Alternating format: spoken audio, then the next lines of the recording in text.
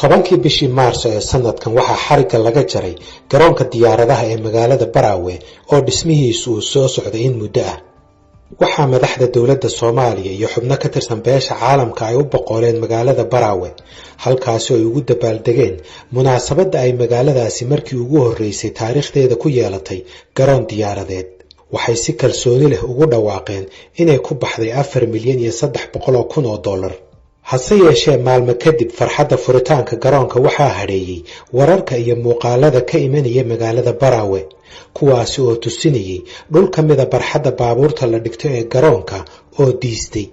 kadib markii ay u adkaysan weysay roob culus oo ku da'ay.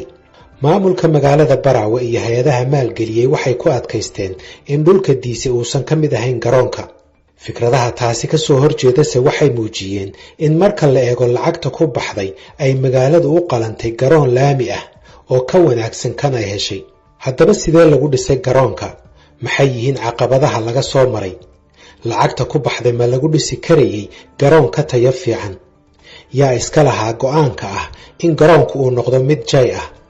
waa mawduuca barnaamijka galka baarista ee toddobaadkan.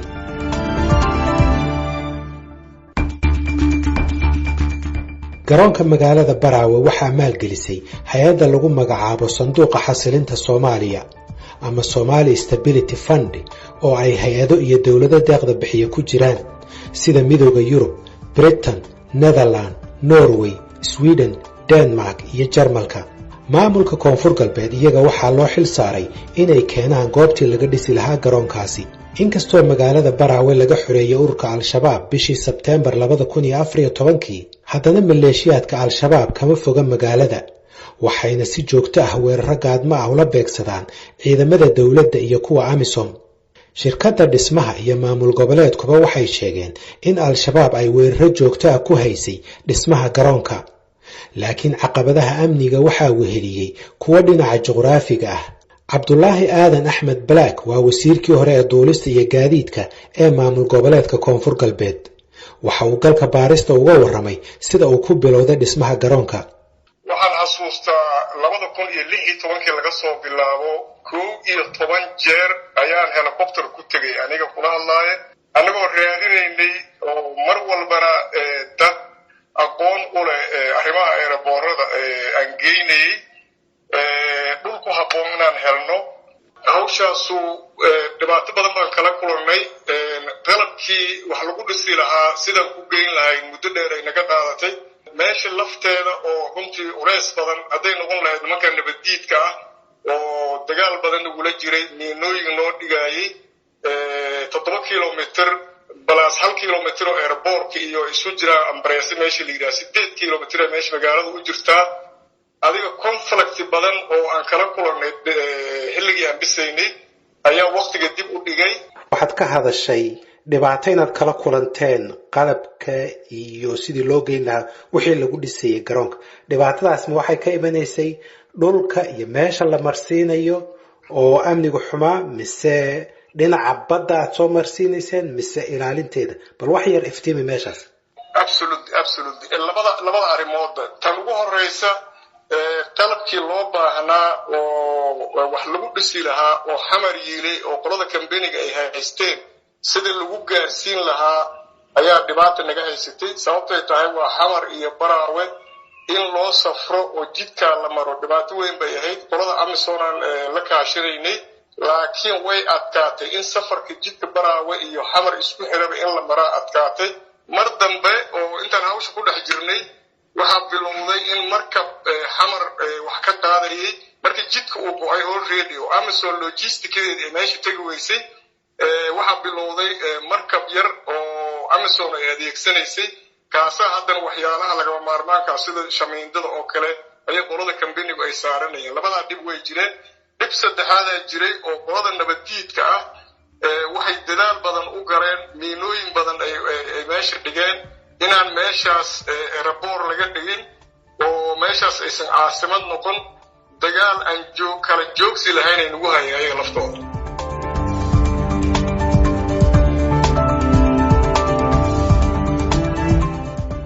qodob kale oo muhiim ah oo la isku qabtay ayaa ahaa qaabka loo xulay shirkadda dhisaysa inuu ahaa mid lagala tashaday maamulka koonfur galbeed iyo in kale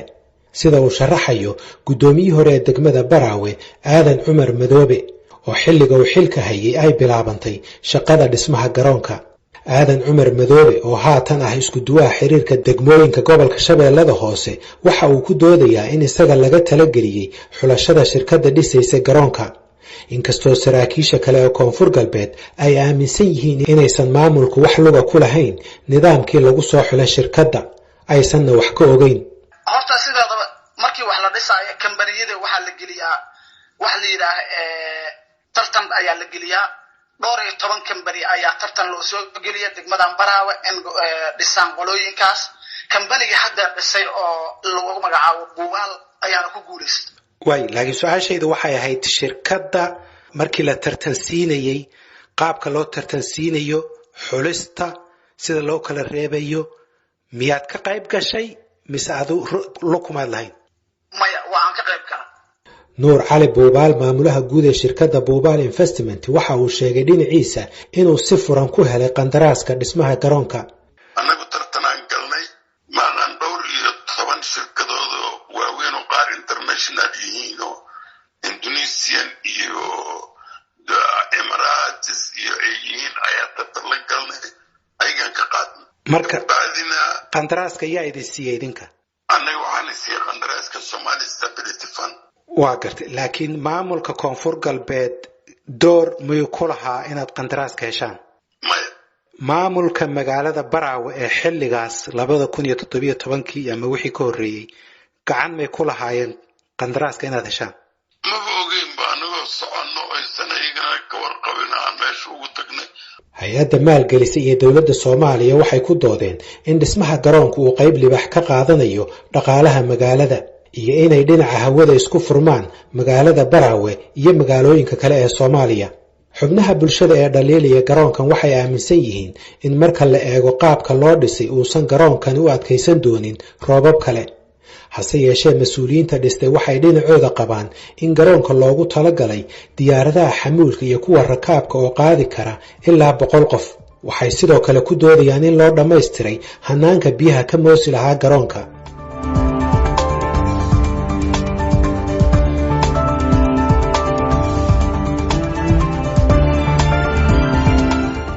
waxaa kaloo su'aali ka taagan tahay in garoonka laga dhigi karayay laami xataa qiimuhuba kor ha u kacee. hase yeeshee maamulka gobolka, shirkadda dhistay iyo maalgashadayaashuba waxay u muuqatay inay door bidayeen garoon jay ah. Cabdulaahi Aadan Axmed Black waa wasiirkii hore ee duulista iyo gaadiidka ee maamul goboleedka koonfur galbeed. mar walba garoonka inuu jay noqday laami lagama fikiraynin sababtoo tahay fanka ay u haayeen markaas oo ay noo sheegeen waxa uu ku filnaa weliba in keliya inta garoonka ah oo runwayga ah ay noo sameeyaan ayaa lacagtaas way ku filnay. weliba dalab baahi kala timid oo hadday noqon lahayd siligii, hadday noqon lahayd terminaalkii, hadday noqon lahayd waxyaalihii kale oo airportka lagama maarmaanka ahaa lacag danbaa lagu daray oo xilligii anigu aan wasaaradda ka wareegay ayaa lacag danba lagu daray. lacagta markaa jirtay jaaga keliya in lagu sameeyo ayay ku filnay, marka laamina warkiisa maba jirinba. waxay dhinacyadaasi ku doodayaan in jaygu uu yahay kan ugu habboon isla markaana aysan suurtagal noqonin in la saaro laami. taasise waxay ku adkaatay dadka dhaliilsan inay fahmaan fulinta mashruucan.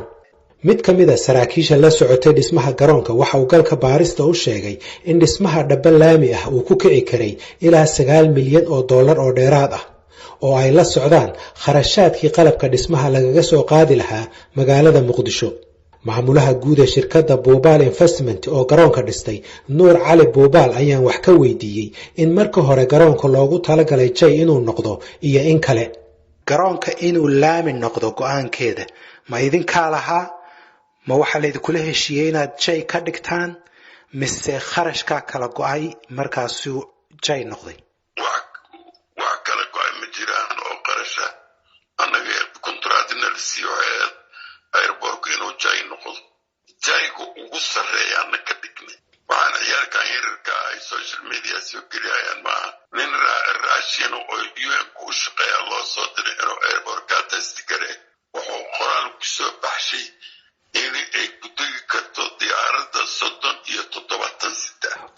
marka su'aasha la isweydiinaya waxa weeyaan dadku waxay leeyihiin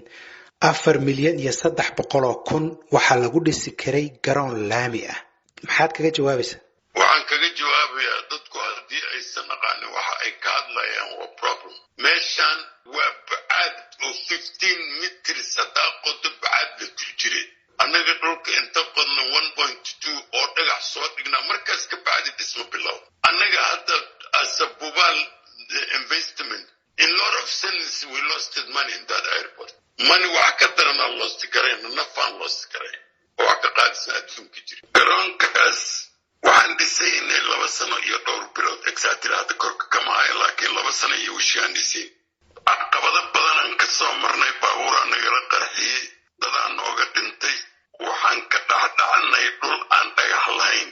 sida la socotid Baraawe dhagaxa ugu sukeeya wuxuu yaalaa 18 kilomitir oo shabaab dhexdiisa waxay nagu kaliftay inaan 500 oo nin oo ciidan oo Ugandese iyo Soomaali isugu jira inta mobil saarayna meeshaas geeno oo saa dhagax lagu soo daldal oo dhib badan aad u badan laga maro waxay nagu kaliftay inaan badda xeebteeda inta baabuurta soo maraan 2 baabuur oo kamid ah badda qaato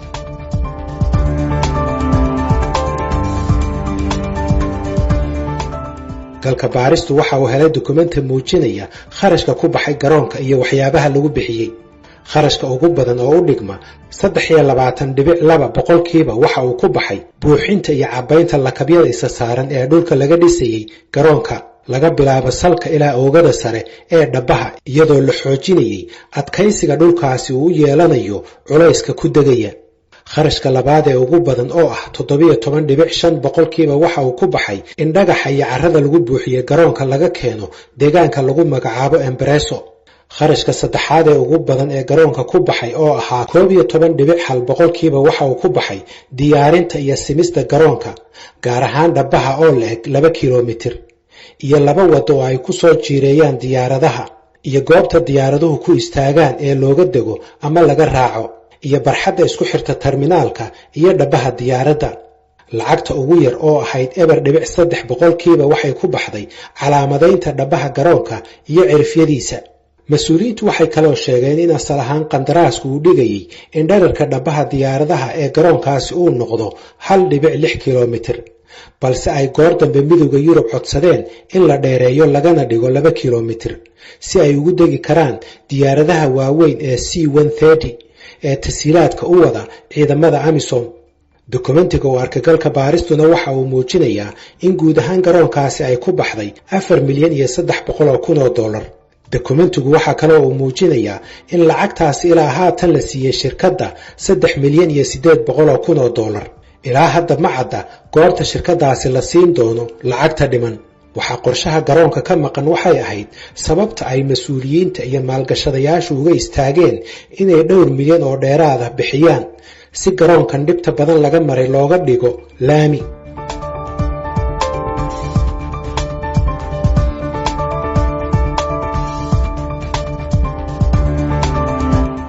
inkastoo goobta diistay ay ahayd barxadda baabuurta la dhigtay ee garoonka horteeda sida uu galka baaristu ka ogaaday ila kala duwan haddana arrintaasi waxay abuurtay walaac ah in maadaama dhulka uu garoonku ku yaalo uu jilicsan yahay intaasi ay bilow u tahay cillado kale oo ka soo socda garoonka guddoomiyihii hore ee degmada Baraawe Aadan Cumar Madoobe isagu waxa uu sheegay inuu ku qanacsan yahay inay magaaladu yeelato garoon horta sideedaba markii oo lambar 1 aad heshaa 10 ku fikiri kartaa Baraawe sida aan ka warqabno xaawi aadan ilaahay markii abuuray ee hadda garoon Maxamed Siyaad Barre dawladdiisa dawlad caalami ah ana garoon loo helo hadda inay garoon hesho horta annaga aad ugu faraxsana ka aniga ahaan waa ku faraxsana garoonkaas allay lehe wixii lagu bixiyay qasaarad ay keeneen aniga ma oran karo aniga waxaan oran karaa ka aniga ahaan garoonkaas baaqna waa u dirna dawladda Soomaaliya hadda ka hor ra'iisul wasaaraha hadda markii ugu dambeysay xiriga ka jaraan uu noo ballan qaaday midowga Yurub lacagta bixiyeen way noo ballan qaaday inay laami noo saarayaan kumbartay qabna garoonkaas annaga Nuur Cali Buubaal maamulaha guud ee shirkadda Buubaal Investment ayaa isagana aan hordhigay qodobkaasi ku saabsan dhamaystirka garoonka iyo hadalka uu sheegay guddoomiyihii hore ee degmada Baraawe Aadan Cumar Madoobe airportka meeshu ku yaala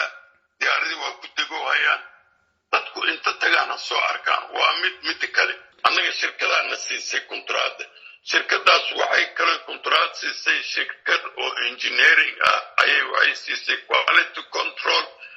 iyo inay annagana daba taagnaad oo Kenyaan ah migrant qandaraaskeena waxaa ku dhiman ilaa December inaan joogayno oo wax kastoo isbedel annaga aan saxayn kontract ku qoran maxaad saxaysaa hadda oo hawlo ku dhiman hadda waxay dhiman Madistan baa isaga jirnaa laakiin kontract systemka aan ku qaadanaa asaas annaga marka qof kasta oo airportka inuu ogaado ama xaaladiisa ogaado ama qiimeeyo ama ka talshan raba waa soo dhaweeynaa meeshaan deganahay waa soo dhaweeynaa meel kasta oo airportka ka mid ah tusay mas-uuliyiinta maamulka koonfur galbeed waxay sheegeen in shirkadda dhistay garoonka ay weli ku sugan tahay magaalada Baraawe kadib kormeerkii ugu dambeeyay ee lagu sameeyay garoonka 15kii bishii Maarso ee aynu soo dhaafnay waxay sheegeen inay shaqadoodu tahay inay dhameystiraan wixii cilado ah ee soo baxa oo ay ku jirto inay ka shaqeeyaan xaqiijinta sidii biyaha looga wada moosi lahaa garoonkaasi gaar ahaan dhulka u dhow terminaalka iyo wadooyinka aada garoonka